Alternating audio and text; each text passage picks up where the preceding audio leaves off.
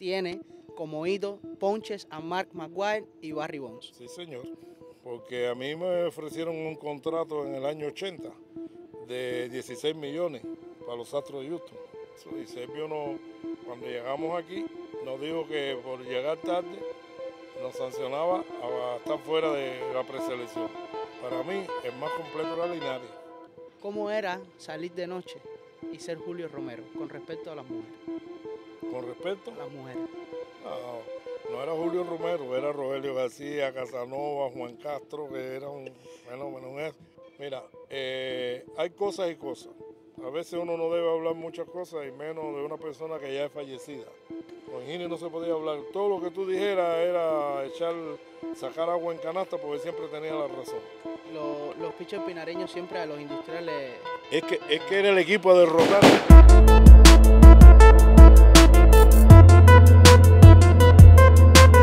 Bienvenidos a La Terraza Entrevistas. Hoy cambiamos la terraza por el Coloso del Cerro y me acompaña un pelotero que, además del deporte que jugó, tiene 2 carreras universitarias, ingeniero civil y licenciado en cultura física. Bienvenido, Julio Romero. Gracias. ¿Cómo está, profe? Bueno, yo me siento bastante bien después de la chikungunya. Eso ha cogido a todo el mundo. A todo el mundo. ¿Cómo se siente hoy en día aquí con el equipo industrial? Bueno, yo me siento bien. Hace 15 años yo estuve con el equipo industrial cuando ganó el último campeonato. Y los otros, ¿cómo se llama? Campeonatos que ganó Industriales. Hasta el total de 4 yo estuve con ellos. Pero ya después me alejé de la pelota, me fui a trabajar como ingeniero y me mantuve por fuera, me pedí mi jubilación, estaba alejado de la pelota por problemas. Pero después me pidieron que me reincorporara, que hacía falta, que ayudara y aquí estoy, ayudando a los industriales de nuevo. ¿Qué cambios ha visto con respecto a cómo lo dejó, a cómo está ahora cuando usted regresó? Son generaciones completamente diferentes. Yo digo que estos muchachos están tomando el béisbol como una distracción y no como un juego importante, porque ellos vienen de las categorías juveniles, la mayoría son menores de 23, y entonces pues se han visto con una responsabilidad sobre sus hombros bastante importante, porque el nombre de los industriales es una cosa que pesa. Y se han ido dando cuenta de que tienen que echar para adelante y lo están haciendo. Yo te puedo decir que los muchachos de menores de 23, que lo hemos tenido como relevo intermedio, que era el problema principal que tenían los industriales, tenía abridores, tenía cerradores, pero los relevos intermedios, esos que podían mantener el juego, nos faltaban. Y entonces todos esos muchachos se han preparado bien y se han echado el equipo encima, porque todo el mundo sabe que los abridores nosotros, Pavel está lesionado y Andy Vargas no vino en buena forma del contrato en el que se encontraba. Se estaba preparando muy bien y ha ido mejorando por día, pero no ha podido tener los resultados que él esperaba. No, realmente se ha quedado un poco por debajo en ese sentido. Y las lesiones más las enfermedades y eso, pues ha hecho que nosotros, yo digo que Carmona hay que ponerle el mago Carmona, porque ha hecho una cantidad de cambios dentro del equipo. La tercera no es tercera, el señor no es señor, la segunda no es segunda, y una serie de cambios para poder mantener la posición en la que estamos, porque los muchachos en realidad se están preparando y están guapeando mucho, pero están todos fuera de posición. ¿Y usted cree que a pesar de estar fuera de posición no hay una especie de intención por parte de los jugadores de mejorar en ese sentido? Aunque esté jugando en tercera y yo nunca la he jugado, ¿me preparo para jugar tercera bien? Sí, yo pienso que sí, pero el béisbol es muy difícil, eso no es de un día para otro. Los muchachos están haciendo la tarea, Están cumpliendo. pero lo que más nos ha afectado a nosotros es el problema de los errores. Y es precisamente por eso, porque el que juega tercera no es igual que el que juega segunda, ni igual que el que juega shortstop. Y entonces pues hay que cambiarlo, y no solamente por el problema de rendimiento, de que puedan hacer errores, no, sino por las enfermedades, las lesiones. ¿Han jugado enfermos los muchachos aquí? Sí, ellos juegan como sea necesario jugar. Ellos guapean para el equipo y muchos de ellos salieron del virus ese y enseguida se reincorporaron aquí y han ido preparándose.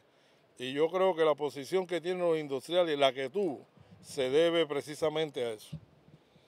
Ahora que usted me estaba mencionando el tema de los relevos, usted debutó en series nacionales como relevo contra Industriales cuando usted estaba jugando con Pinar del Río en el año 1972. Sí, señor. ¿Cómo fue montarse en el montículo por primera vez y lanzarle a los Industriales, los que hoy son su familia? Bueno, pues yo te puedo decir una cosa. Yo era un deportista integral. Yo no era pelotero. Yo empecé a jugar pelota a los 19 años. Yo era futbolista, portero de fútbol, muy bueno por cierto. Jugué voleibol, jugué baloncesto, jugué polo acuático, que también era terrible en el polo. Wow. ¿Usted podía jugar cualquier deporte? Tengo medallas en natación, tengo medallas en atletismo en salto de altura. Es decir, que yo practicaba todos los deportes y era un atleta integral. Pero me decidí porque la pelota es el deporte nacional. Y cuando ya yo me gradué, porque yo me gradué de topógrafo antes de empezar a jugar pelota en Matanza. Y cuando me gradué, que salí a trabajar, yo dije, lo único que puedo practicar en la calle es pelota. Cuando aquello ni siquiera el fútbol tenía fiebre. Y entonces, pues, me destaqué muy rápido, porque tenía una calidad extraordinaria, me destaqué muy rápido. Pero era algo nato, ¿no? Era una cosa nato. Todo el mundo juega pelota. Yo soy de Bahía-Honda, de donde salían los mejores peloteros en ese tiempo. Usted estuvo 12 años en el equipo Cuba. Sí, señor. Y solo perdió una vez. Una vez. Pero contra Estados Unidos, que era nuestro mayor rival en ese momento, usted tuvo récord de 6-0. Así es. Y además tiene como hito ponches a Mark McGwire y Barry Bonds. Sí, señor.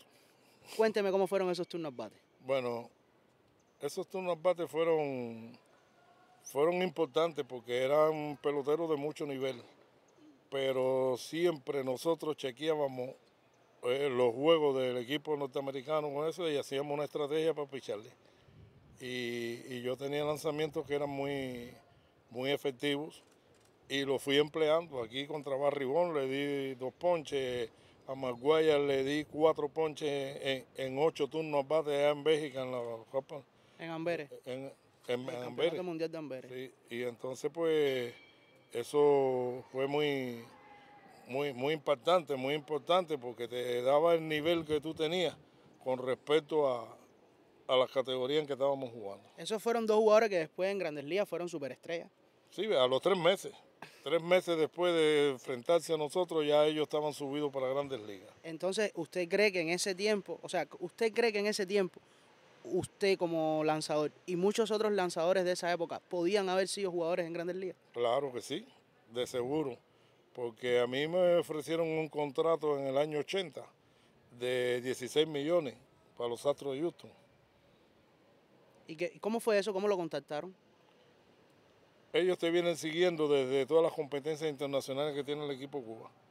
Y los scouts te siguen y bueno, pues determinan, como en el caso de Contreras y el caso de Duque y eso, determinan hacerte un contrato, pero casi siempre los contratos es para República Dominicana, para las academias y las ligas menores, pero nosotros siempre nos quisieron directo para Grandes Ligas, porque teníamos una calidad extraordinaria. O sea, que ustedes podían haber llegado a cualquier franquicia de Grandes Ligas directamente al roster de 40 hombres. Sí, seguro.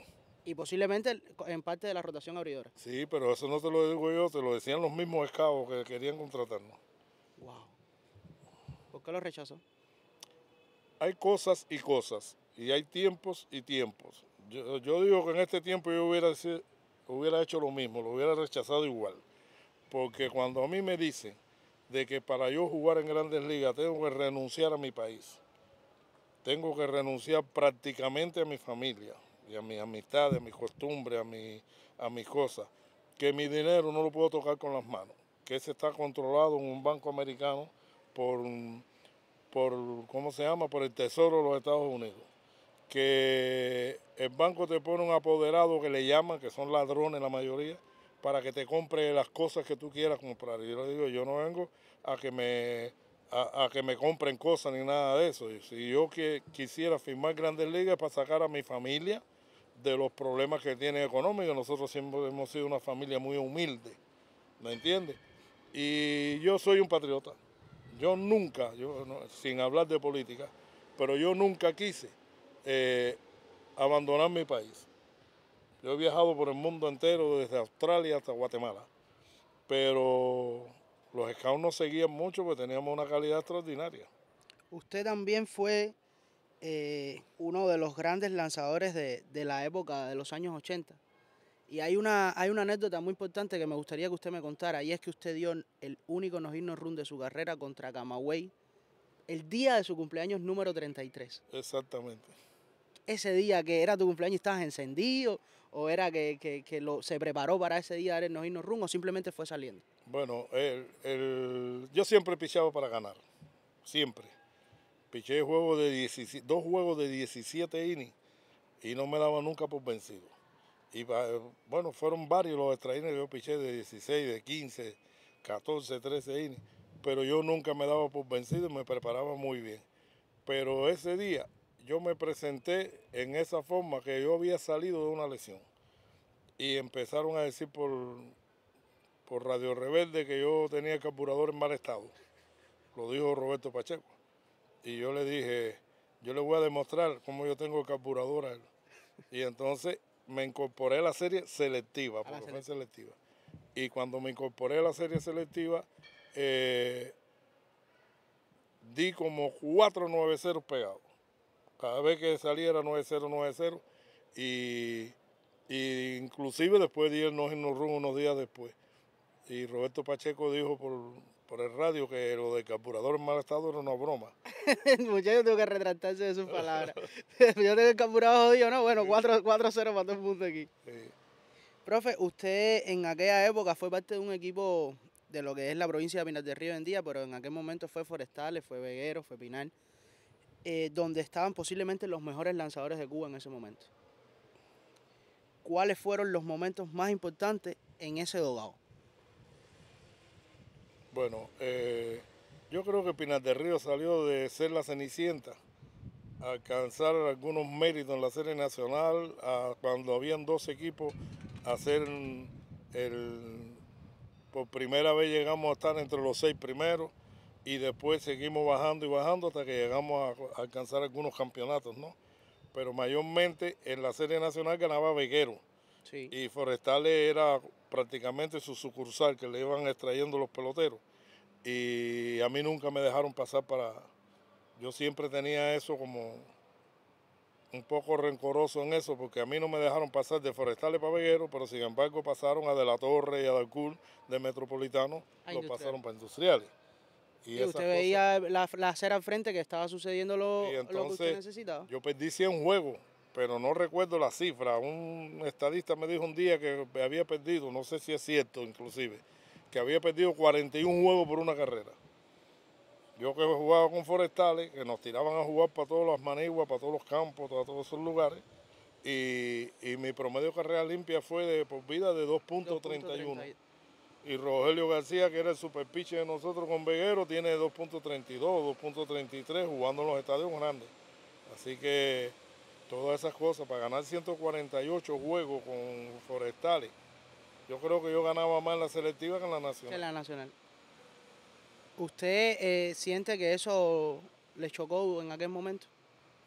No, porque en realidad el equipo Cuba se hacía por selección de juegos ganados, juegos perdidos, promedio de carreras limpias. ¿Por número? Por número, yo siempre estaba entre los primeros números y me incluían en la preselección, porque ahí después de estar en la preselección tenía que ganarte el puesto. Y siempre me lo ganaba. En el año 1982 se dio una situación entre algunos peloteros pinareños y Servio Borges. ¿Cómo afectó eso a Julio Romero? Bueno, a mí me afectó en realidad en el momento. Después no me afectó porque en un final me sancionaron injustamente. En primera porque yo estaba enfermo, estaba ingresado y los otros compañeros tenían que recogerlo y traerlo para acá para el Juego de las Estrellas. Y no fueron a buscarlo, es decir, no pusieron el transporte, no vinieron. Y yo ajeno de eso, pero después me llamaron a una reunión en que me decían que habían faltado casi todos, excepto Juan Castro, creo, Felipino, todo lo demás, habían faltado a Juego de las Estrellas. Y en el caso de Servio, eso fue una sanción. La otra fue el caso de Servio, que la preselección comenzaba un día, pero nosotros habíamos ganado el campeonato, Pinar del Río. Nos dieron una semana de esparcimiento con la familia en la playa. Y estábamos en la playa cuando nos llevaron el recado, un recado, ni Servio había hablado con nosotros, de que debíamos presentarnos en la preselección un miércoles. Y nosotros salíamos el lunes de la playa con la familia. Y entonces le mandamos un recado para atrás de que nosotros estábamos con la familia allí, que de todas maneras un día o 2 días para comenzar la preparación no era un problema. Claro. Pero además aquí llegó Cheito, llegaba 15 días después, y Muñoz y Oscar Romero, hasta un mes después de que estábamos concentrados. Y hacían el equipo.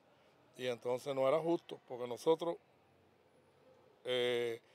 diciendo las cosas aparte, pero nosotros éramos los más disciplinados.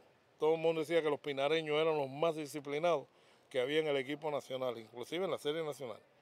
Pero era injusto eso, y Servio no, cuando llegamos aquí nos dijo que por llegar tarde nos sancionaba a estar fuera de la preselección. Y nosotros dijimos, ¿por qué no? Porque ustedes sabían que tenían que estar aquí el miércoles. Y yo fui uno de los que le dije, bueno, pues está bien, no hay problema. Yo me voy para mi casa. Si yo no nací aquí adentro de esto, yo nací en mi casa. Y arranqué y arrancó el otro, y nos íbamos todos. Y cuando estábamos en la terminal, llegó un emisario. Otro recado más. A decirnos, no, dice Servio que vayan, que tienen que una reunión. Y yo fui uno de los que dije, no. A mí había que reunirse primero y decirme lo que había que decirme, pero no votarme prácticamente de la preselección y luego que yo fuera para que me explicaran. No me tienen que explicar nada, simplemente me voy y cogimos y nos fuimos. Y aquello fue tremendo.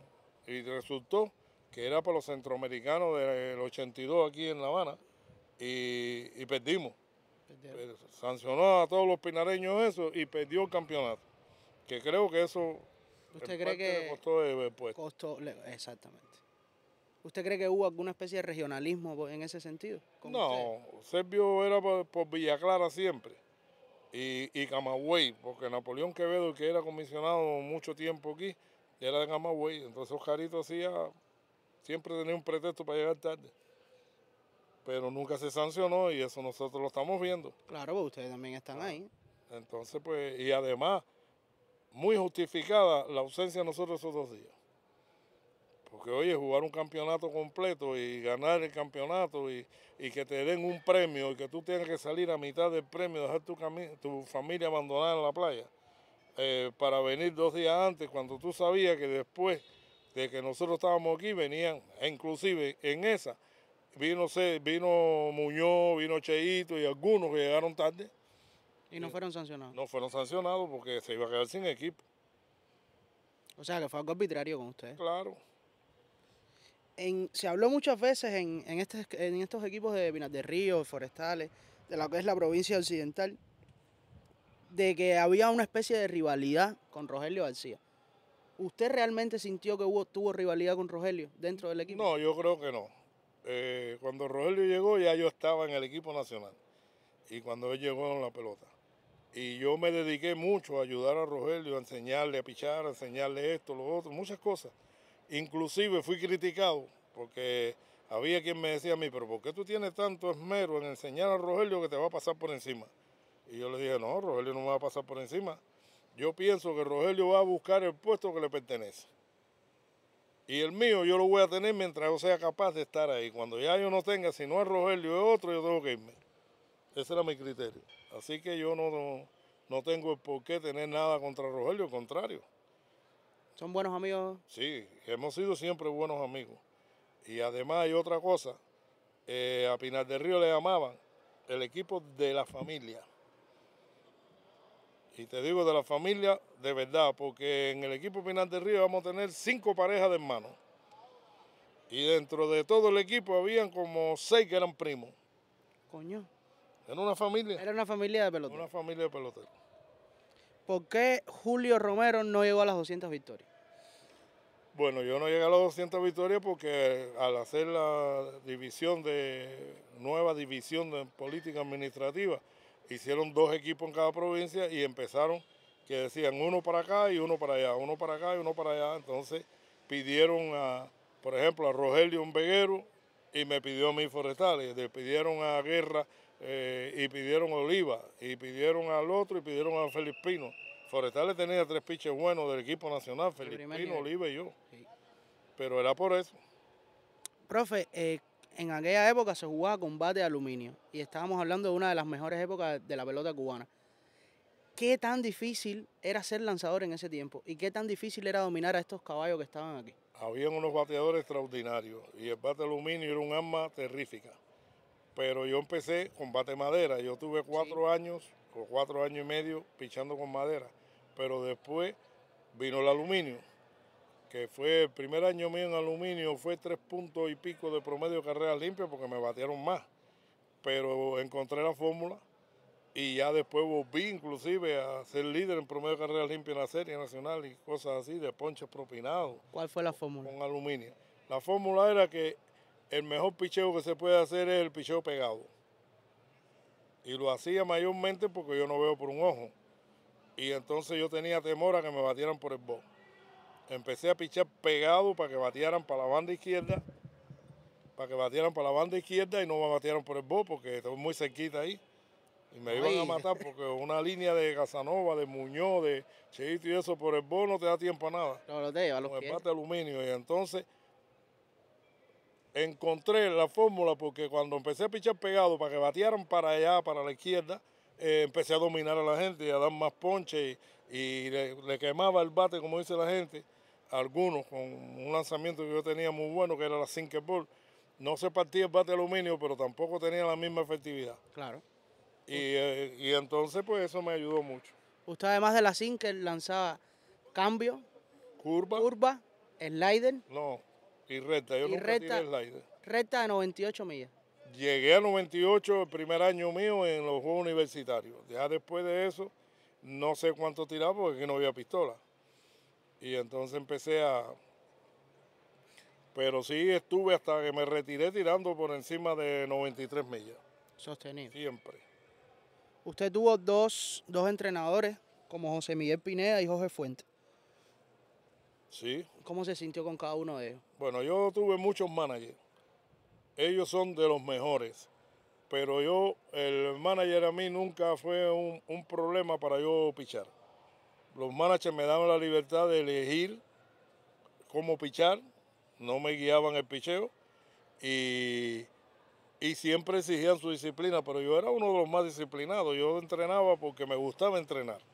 Y entrenaba, como dice la gente, tipo de la torre, que era implacable en el entrenamiento. Bueno, nosotros los pinareños, no estoy hablando de mí solo, éramos así. Y por eso es que teníamos el picheo que teníamos. ¿Con cuál de los dos se sintió mejor? Bueno, yo te puedo decir que con Pineda me sentí muy bien, pero con Jorge Fuentes también. ¿Aprendió de ellos? Sí, siempre se aprende del manager y siempre se aprende de los entrenadores de picheo que tú tienes y se aprende.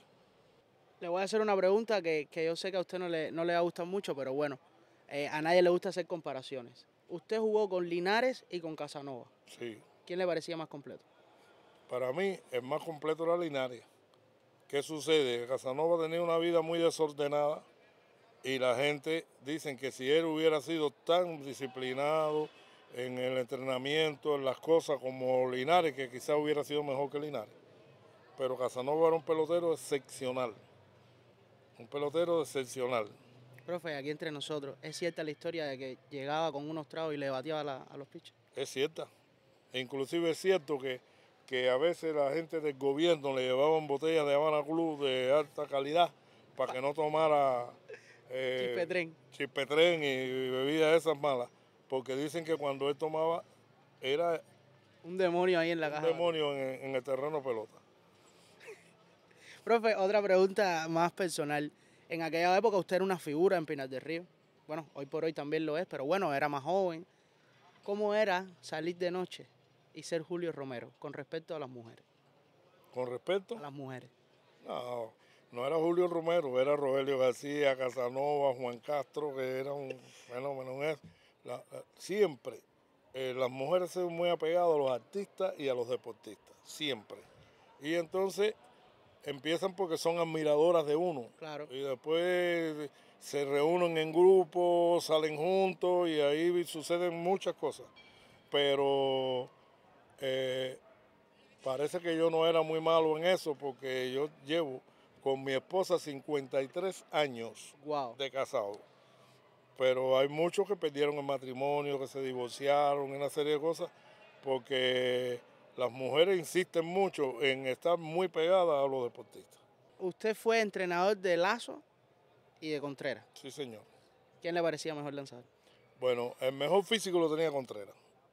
Contreras tenía verdaderamente un físico que fue el que lo llevó a ser de Grandes Ligas y todas esas cosas, porque además era muy serio, entrenaba muy bien, ¿me entiendes? Y se preocupaba por las cosas que le salían mal, venía, profe, yo necesito, mira, me pasó esto, era muy observador. Y Lazo era un poco más relajado, más risueño y eso, pero era increíblemente valiente y aparte de valiente, él se sentía muy seguro de sí mismo, tenía una confianza en sí tremenda. Y por eso cuando él salía a pelear al box, a jugar un juego de pelota, él lo hacía con el corazón. Y su enemigo acérrimo, los industriales. Ahora que usted me menciona eso, porque esa era justo la pregunta que venía ahora. En la provincia de Pinal quizás todavía hay un poco de rencor con Julio Romero, en el sentido de que usted se fue de Pinal y vino con Industriales y con Industriales ganó campeonatos como entrenador. Sí, es verdad. ¿Cómo fue cambiar Pinar del Río por Industriales? No, yo no cambié nada. Yo simplemente estaba sin estar fuera del equipo. Yo estaba trabajando en Italia y yo venía y yo no estaba en el campeonato ni nada. Estaba sentado allí viendo los juegos de los toros de la Barrera. Pero un día se aparece Esteban Lazo a Pinar del Río y me dijo, así te quería coger. Dígole, pero ¿qué he hecho yo de malo? Dice, no, de malo no, de bueno. Y me dijo, cuando yo estaba primer secretario en Santiago, yo te mandé a buscar. Y me dijeron que tú estabas para Italia. Vine de primer secretario para acá, para La Habana, fue el primer secretario, Sí. para acá, para La Habana, y te mandé a buscar y me dijeron que tú estabas para Italia. Entonces yo tenía un contrato bastante estable en ella. Y entonces me dijo, pero ahora yo necesito que tú te vayas conmigo para La Habana. Y le dije, bueno, llegó un poco tarde porque ya yo tengo la visa, ya yo tengo el pasaje y tengo todo para irme a Italia. Y me dijo, la misión tuya no es en Italia, es en La Habana, en la capital. ¿Qué año fue eso? Déjame hacer memoria porque ya no me acuerdo muy bien. 90 y pico. Sí, cuando Industrial ganó el primer, en el año 2000. Fue el año 2000 cuando yo empecé con Anglada. Sí. Ahí. Y entonces me dijo, yo hablé con el comisionado nacional que era Manuel Morales cuando aquello, y me dijo que si yo quería resolver el problema del picheo en la capital, tú eras el hombre que me podía ayudar en eso. Digo, le alabado, Morales es mi amigo, pero Pusieron me en marcó. una encrucijada. Y Te enredó entonces yo le completo. dije, yo estoy dispuesto a trabajar donde sea. Y me dijo, está bien, yo voy a hablar con el INDER, con el gobierno y con el partido. Si están de acuerdo en cederte para que yo te lleve para La Habana, te vas conmigo para La Habana, vas a recibir allí una vivienda y te vas a quedar en La Habana. Tú no vienes más para Pinar del Río. Wow. Digo, le alabado. En Y esa así, conversación cambió su vida por completo. sí, y ahí mismo vine para acá, me pusieron al frente de la Academia de Picheo, una academia que nosotros hicimos ahí en la Ciudad Deportiva. Yo era el responsable del picheo en la capital. Es decir, que yo tenía que ver con los piches metropolitanos, con los industriales, con los juveniles, con todo el mundo. ¿Categorías inferiores academia. también? ¿Categorías inferiores también? Sí, hasta la academia, de la academia hasta los juveniles. Y entonces pues me puse a, ¿cómo se llama?, a trabajar. Seleccioné un grupo de entrenadores que me ayudaban y empezamos a buscar lanzadores de todas partes y a tratar de recuperar algunos como Ober Castillo, Sandy Ojito y Brasilei Bueno, que habían estado lesionados, que estaban fuera de la pelota, pero que sabíamos la calidad que tenía. Y entonces nosotros queríamos empezar a recuperar esos brazos, porque yo me había recuperado, así que ellos podían recuperarse. Y efectivamente así fue. Lo recuperamos, hicimos un staff de picheo de tremenda calidad y joven. Y empezamos con Anglada y empezamos a ganar el campeonato. Ustedes se convirtieron en el mejor picheo de Cuba en esa época. Sí, señor. ¿Cómo fue la manera de recuperar esos muchachos que venían, digamos, mentalmente y físicamente tocados, en el sentido de que eran muy jóvenes, habían tenido lesiones, no habían podido realmente establecerse en series nacionales?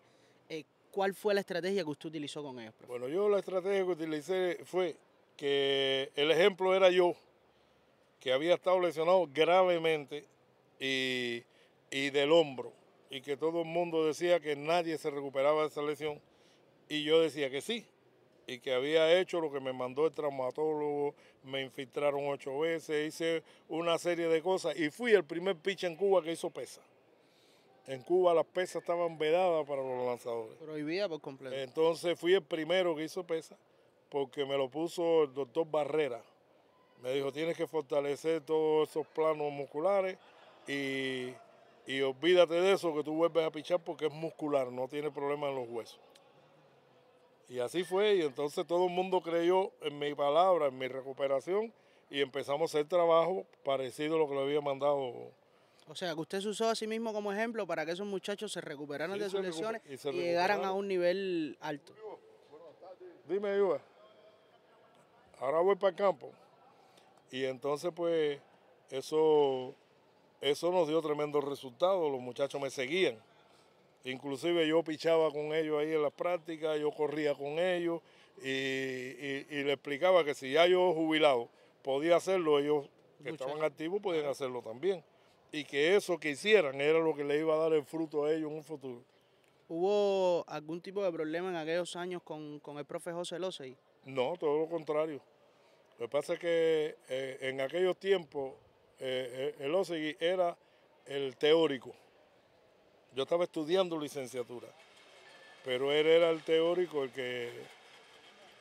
que manejaba los planes de entrenamiento y esas cosas. Y entonces pues hicimos una buena pareja. Y Anglada le dijo, tú vas a darle la preparación física a los pitchers y Julio va a darle la preparación técnica. Y así fue. O sea, ustedes se dividieron el trabajo y cada cual en su línea trabajaba con los lanzadores. Exacto, si hubo un tiempo en que yo fui al bullpen que la gente me criticaba porque había muchos problemas con los pitchers que salían del bullpen a lanzar, que no estaban bien calientes, que no traían una buena orientación y una serie de cosas. Y Anglada habló conmigo y me dijo, nos hace falta que tú vayas por bullpen, para que tú prepares los pitchers en el bullpen para venir a pichar. Digo, a mí me da igual, yo soy de Industriales. Donde tenga que servir, ahí estoy yo. Y la gente me criticaba porque el entrenador principal del equipo industrial era yo, no era Losegui. Y entonces todo el mundo, no, porque si es Losegui, digo, no, pero si yo soy responsable del picheo en la capital completa. Ni siquiera en Industriales solamente, en todo lo que era. Y era en ese momento después especialista de picheo de la Comisión Nacional. Todo eso era yo. Y entonces le dije, y a Losegui, lo que pasa es que en la Copa Revolución me seleccionaron y yo le dije, Industriales tiene que ganar, porque nos habían eliminado. Industriales tiene que ganar. Llévense los Losegui que yo me quedo preparando el picheo de los Industriales. Y así fue, ganamos ese campeonato, pero Losegui que estaba en la Copa Revolución fue la preselección y de ahí lo llevaron para el equipo Cuba. Y yo, sin celo ninguno, le dije, bueno, pues se lo ha ganado. Y él estuvo muchos años en el equipo Cuba, y yo estuve en el equipo Industriales preparándolo, y después venía y se incorporaba y así. Profe, ¿y usted no siente que recibió pocas oportunidades en ese sentido con respecto al equipo Cuba? Yo pienso que no, porque yo fui entrenador del equipo Cuba también. Yo estuve con el equipo Cuba, lo que sí, pero quizás ese poder que le dieron a usted aquí en la capital lo podía haber tenido desde la selección nacional, que era mucho mayor. Mira, hay cosas y cosas. A veces uno no debe hablar muchas cosas, y menos de una persona que ya es fallecida. Pero cuando Giniovelli tomó el mando, él me sacó a mí de todo. Porque habíamos tenido un problema personal y me sacó de todo. Pero yo era el entrenador de picheo de Cuba que en 10 años había ganado más campeonatos. Gané 2 con Pinar del Río y 4 con Industriales, 6. Y discutimos uno más en la final, 7 campeonatos. Y nadie había llegado a esa cifra. Y entonces hacían el equipo Cuba y yo era entrenador de la preselección. Yo estaba ahí, pero a la hora de hacer el equipo siempre me dejaba afuera. Y yo sé que era por reincidia y por problemas personales, pero bueno. ¿Nunca se sentaron a hablarlo? ¿Quién? ¿Usted y él? No, con Higinio no se podía hablar. Con Higgins no se podía hablar. Todo lo que tú dijeras era sacar agua en canasta porque él siempre tenía la razón. Y yo, bueno, él tenía el poder. Lo que hice fue que me jubilé temprano y me fui de la pelota. ¿Usted cree que eso provocó que usted se fuera temprano? Sí, claro que sí. Además yo se lo dije. Le dije, yo me voy a ir de la pelota porque si lo que yo hago no tiene ningún mérito. Ni es reconocido. Entonces pues me voy para mi casa tranquilamente. A lo mejor arriendo un poco de tierra y me pongo a sembrar boniato. Pero ya yo era topógrafo, ya yo era ingeniero civil, ya yo era licenciado en cultura física y máster en entrenamiento deportivo, que te faltaba eso. Entonces pues yo tenía todos esos títulos y yo le dije, yo tengo trabajo donde quiera, todas las provincias me querían. Y algunos países, por eso estuve trabajando tanto tiempo en Italia. Usted estuvo en Italia, Japón y México. Sí. ¿Qué le impresionó de los japoneses? ¿O qué no le impresionó? Bueno, a mí me impresionó de los japoneses que ellos tienen una educación y una disciplina extraordinaria. Pero no estoy hablando de los jugadores, estoy hablando de la población en general. Y entonces los jugadores, como son parte de la población, entran por el mismo canal. Ellos son muy inteligentes, ellos a todo lo que le pueden sacar provecho, ellos lo hacen. Y como está prima la disciplina y la corrección, pues entonces eso da muy buenos resultados. Por eso Japón fue subiendo y casi que se ha puesto por encima de Estados Unidos en el béisbol. Porque te voy a decir que no es las grandes ligas, pero los equipos de grandes ligas cuando van a empezar los campeonatos van a topar a Japón. Sí. Y pierden con Japón. No, y el último clásico lo perdieron con Japón. Y el último clásico y el otro, y todos los clásicos Japón lo ha ganado 3. ¿Por qué usted tuvo un impasse entre el último año, o usted estuvo con Germán Mesa en el último campeonato de industriales también? Sí. Y ahora regresa con Carmona. ¿Qué me puede hablar de Germán y ese año del campeonato? ¿Y qué me puede hablar de Carmona? Bueno, yo le puedo decir que los dos son tremendos managers. Eso te lo puedo decir así sin que... Lo que pasa es que Germán tenía mejores peloteros que los que tiene ahora Carmona. De eso que no te quepa duda. Pero Germán es un manager ganador. Y es un manager muy organizado. Y sabe muy bien lo que hace con un equipo que él tenga de pelota, cómo mover los peloteros. Y en verdad es exigente de la disciplina y el comportamiento de los atletas. ¿Cae mal? Bueno, a muchos le caía mal porque tú sabes que el pelotero le gusta andarse de farandulero y él no permitía esa cosa en el equipo y mantenía una corrección y una disciplina muy férrea. Y entonces eso no le gustaba a muchos peloteros. Y entonces Carmona es parecido. Carmona es el hombre inteligente que sabe cómo llevar al convencimiento al equipo que tiene. Porque son muchos muchachitos jóvenes que la idea que tenían o con la que llegaron aquí del béisbol es muy diferente a la que en realidad hay que tener. Y el sentido de pertenencia no es el mismo de los peloteros que tenía Germán. Entonces todas esas cosas hay que irlas moldeando. Y el béisbol, Jorge Fuentes decía una palabra que decía, el béisbol es extraordinariamente difícil. Y la gente piensa que es fácil, pero hay muchos peloteros aquí de que nosotros pensamos que como han pasado por otras categorías, saben hacer las cosas y después que están aquí nos damos cuenta que han violado etapas, que no saben en realidad hacer las cosas. Que no tienen... Y nosotros tenemos que empezar a enseñársela ahora. Y que hemos ganado bastante batalla en eso, pero todavía nos queda mucho por andar. Él no sabe que tú le vas a tirar, él no sabe a qué velocidad va a venir el lanzamiento. Él no sabe en qué zona tú le vas a pichar y no sabe la rotación que trae el lanzamiento, porque la curva rota hacia adelante y va para abajo, la lateral va hacia afuera, el slider rompe en diagonal, la sinker le viene para la parte adentro fina al derecho y para afuera al sur. Exactamente, entonces son una variedad de lanzamientos en un repertorio que la gente tiene, que el bateador no conoce antes de pararse en el home. Entonces son ventajas que tú tienes, un bate que tiene el diámetro más o menos de una pelota y una bola que se mueve a la velocidad que se mueve la pelota para darle en el centro y después de darle en el centro, que la bola salga para un lugar que no haya nadie, teniendo 9 peloteros, es muy difícil batear. Es muy difícil. Y yo le digo, lo más difícil que hay en la pelota es batear giles, porque la gente dice batear, no solamente batear giles, batear promedio, averaje. ¿Por qué es difícil? Porque es un juego de estadísticas y probabilidades, en que tienes que tener en cuenta que fíjate, si batear es difícil, que de 10 turnos tú fallas 7 y conectas 3 y eres un tremendo bateador, bateas 3.33. Eres élite. Es de la élite del béisbol, por eso, porque es muy difícil. Y entonces, pues, eso le va dando un grado de confianza. Yo le hablo siempre de 3 palabras mágicas a los lanzadores. Desde que llegué le dije, hay 3 palabras mágicas que los lanzadores tienen que tener en cuenta. Y lo demás, que lo ponga el destino. Y él se reía. Y yo le decía, la primera es concentración. Tú tienes que, para pichar, tienes que estar concentrado en lo que tú vas a hacer. ¿Quién es el bateador que viene a batear? Tienes que ver quién es el bateador que viene detrás, porque a veces tienes que quitarte uno para picharle al otro.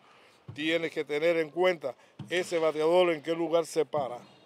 Si se para separado, pegado a home, si se para en el cajón de adelante, o en el cajón de en medio, o en el cajón de atrás. ¿Entiendes? Tienes que tener información de si es bateador de recta o de rompimientos. Y tienes que tener la información de si él batea para determinado ángulo del terreno. Es decir, que todas esas cosas tú tienes que llevarlas allá cuando vas allí arriba. Entonces, como tú decías, es un juego de inteligencia. Y es necesario, se basa mayormente, el mérito que tiene es tirar strike que parezcan bolas y bolas que parezcan strike. Ese es el mérito principal de un lanzador. El lanzador tiene que dedicarse a engañar y el bateador a adivinar. Ahora que tú dices eso, el bateador se defiende y el pitcher ataca. Y entonces hemos tenido un proceso en nuestro béisbol en que los pitchers vienen a defenderse de los bateadores, no a atacar. Y por eso son bateados con bastante facilidad. El pitcher tiene que atacar y yo le digo, atáquenlo, que se defienda él. Tírenle pegado, tírenle para afuera, tírenle rompimiento, quítenle a la bola, a esas cosas. Que lo que pasa en el terreno de pelota, bueno, solo Dios lo sabe. Pero ustedes no tienen por qué tenerle temor a un bateador. El bateador no le tira el bate a ustedes ni nada de eso. Entonces vayan a pelear. Y mi frase constante es, camina para arriba el perro. Camina para arriba el perro. Sí, yo le digo así, camina para arriba el perro, no te andes huyendo. Y entonces han visto que le ha dado resultado, por eso estos muchachitos nuevos se echan el equipo a cuesta y van supliendo la falta de lanzadores de mucha más experiencia y con muchas mejores condiciones que teníamos en el equipo que en realidad no han podido lanzar. ¿Cuál fue el campeonato que usted ha ganado que haya disfrutado más? Un campeonato que usted haya dicho ya. Aquí en Cuba. Sí. Bueno, puede ser con Pinar, puede ser con Industriales, con que usted, el que más usted haya disfrutado. No. Yo puedo decir que disfruté mucho los campeonatos de Pinar del Río, pero más disfruté los campeonatos con los Industriales. Oh, eso puede crear polémica. No, ellos lo saben. Inclusive cuando me trajo Esteban Lazo para acá, me tildaban de traidor. Cuando yo llegué a Pinar del Río me decía, tú eres un traidor, te fuiste para los Industriales para La Habana. Y yo le digo, no. Yo no soy ningún traidor porque si a mí me ofrecieron tanto dinero y no traicioné, ¿cómo voy a traicionar para irme para La Habana? Les voy a explicar para que ustedes entiendan. A mí me vinieron a buscar y el INDER, el Poder Popular y el partido estuvieron de acuerdo en que yo me fuera para La Habana con Esteban Lazo, que fue el que me vino a buscar. Y si aquí hay un traidor, no soy yo. Ese no soy yo. Coño, yo pensé que era que tú te... No, yo no me fui por mi cuenta. Yo soy incapaz de irme por mi cuenta para ningún lado. A mí solicitaron mi servicio y me vinieron a buscar y la gente de aquí me sirvió en bandeja a la capital. Y es que podían haber pensado lo mismo cuando usted estuvo de contrato en Italia. Y cuando llegué aquí, eso le dije, cuando llegué aquí, lo primero que me dijeron, ahora no vas a pagar toda la que nos has hecho. Porque yo le ganaba mucho a los industriales y le pichaba con una gana tremenda. Los pitchers pinareños siempre a los industriales Es que era el equipo a derrotar. Y el mérito que tú puedes alcanzar como lanzador es derrotar a los buenos. No ganarle al equipo de la isla cuando está maltrecho, porque cuando está bueno también es difícil. Y entonces pues todo el mundo, no que se, yo no, a mí no me gustaba venir a vivir a La Habana. Usted feliz en su pueblo allá Era en Bahía. feliz en mi pueblo, yo vivía tranquilo, pero el deber me llamó y aquí estoy viviendo en La Habana y ya me habitué. Ahora yo soy sanmiguelino. ¿Usted nació y criado en San Miguel del Farón entonces? Yo le digo, yo soy sanmiguelino ahora y defiendo los colores de San Miguel y de los industriales. Profe, hoy vamos a hacer, antes de hacerle el termómetro de la terraza, le quiero hacer una pregunta bien complicada, porque ya me pasó con Lázaro Valle y con Lázaro de la Torre. Si usted me pudiera hacer un top 10 de lanzadores de la historia de Cuba, ¿cuál sería? Empiece del 10 al 1. Eso es muy difícil porque son tantos y con tanta calidad que desde que yo empecé en la pelota, siempre uno de los principales fue Manuel Alarcón, Okay. de los principales. José Antonio Huerga, el Curro Pérez, que también tuvo unos eventos internacionales muy buenos. Vera. Jorge Luis Vera. Jorge Luis Vera. Y entre toda esa gente señalo como uno de los mejores, para mí era el mejor, Braudilio Vinén Serrano. Eso dicen muchos. Braudilio Vinén era un pitcher increíble. Y entonces, pues, de ahí para allá, de ahí para acá, pitchers de aquí de la capital, como Lázaro Valle, como el Duque, como Ibar. como José Ibar, como Manuel Hurtado. Fíjate que te estoy inventando muchos más. No me mencionaba a Rogelio. No, porque todavía no he llegado a Pinar del Río.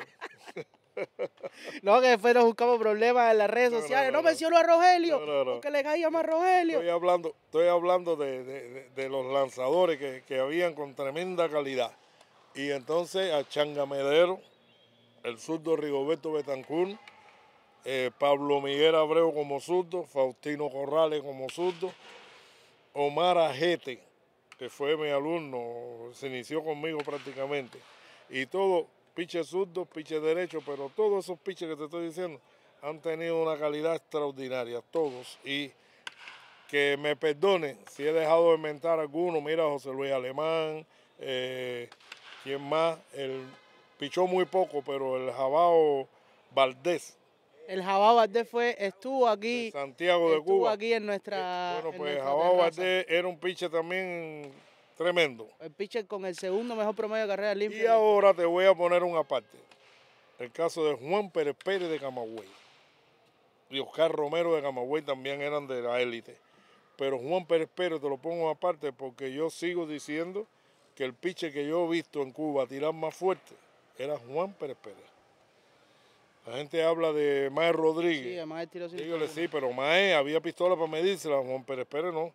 Pero yo estuve con Juan Pérez Pérez y estuve con Mae. Y yo te digo de que Pérez Pérez tiraba más duro que Mae.